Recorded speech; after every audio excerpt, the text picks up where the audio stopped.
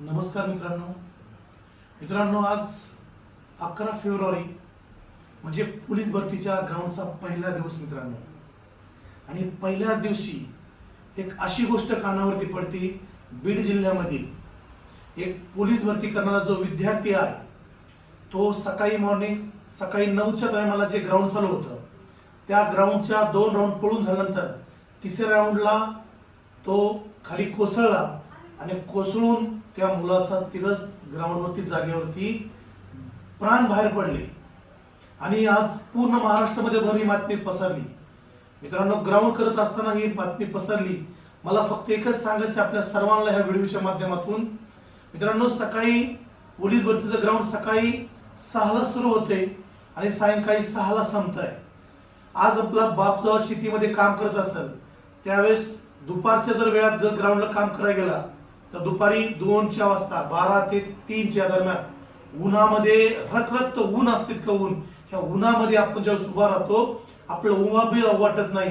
आणि ह्या वेळेस आमचे पोलीस भरतीचे मुलं हे महाराष्ट्र सरकार किंवा ते जिल्ह्यातले SP मार्फत हे पळवलं जाते आणि त्या मुलाला ग्राउंड करून घेत जाते. मग त्या मुलामध्ये ग्राउंडची क्षमता राहत नाही आणि क्षमता न राहण्यासाठी आम्ही आज हा व्हिडिओ बनवतोय. आज माननीय गृहमंत्र्यांसाठी आम्ही एक आज अहवाल तयार केलाय की आम्ही माननीय गृहमंत्र्यांसाठी आता आम्ही लेटर तर सगळ्या अकॅडमीमध्ये पोहोचवणार आहोत. पण तुमचं सर्व विद्यार्थ्यांचे एक कर्तव्य मला असं वाटतं की आपण आपल्या प्रत्येकाच्या SP पर्यंत ही लेटर आपण गेलं पाहिजेत आपल्या प्रत्येकाच्या मेलद्वारेमधून. आता लेटरमध्ये काय दिलंय आपण की ग्राउंडचा टाइम बदललाय बाबा. ग्राउंडचा टायमिंग जो सकाळी 6 ते सायंकाळी 5 आहे तर आपला हा टाइम बदलला पाहिजे. मग टाइम बदलला किती पाहिजे? सकाळी पहाटे 5 ते सकाळी 11 वाजेपर्यंत ह्या मॉर्निंगच्या ह्या वेळामध्ये फिजिकल झालं पाहिजे आणि सायंकाळी 4 ते 8 ह्या वेळामध्ये मुलांचं फिजिकल झालं पाहिजे.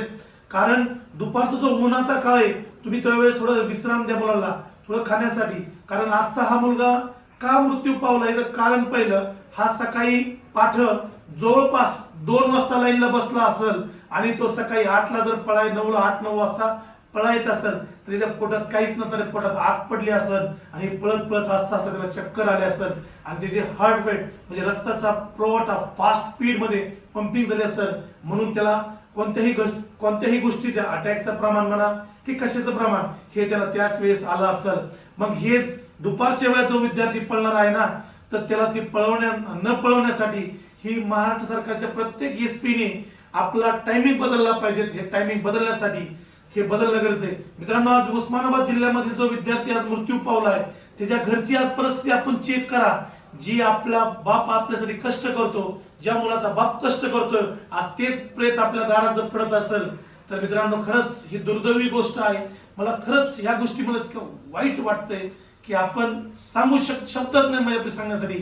पण आज त्या मुलावरती ती पाळी येत असेल उद्या आपल्यावरती पाळी न येण्यासाठी सर्व विद्यार्थ्यांनी हा मेल आपण आपल्या प्रत्येकाच्या जिल्ह्यावाईज SP वरती आपण पोहोचवा. आपण त्यांच्या मेल टाका की आपला ग्राउंडचा टायमिंग बदलला पाहिजे.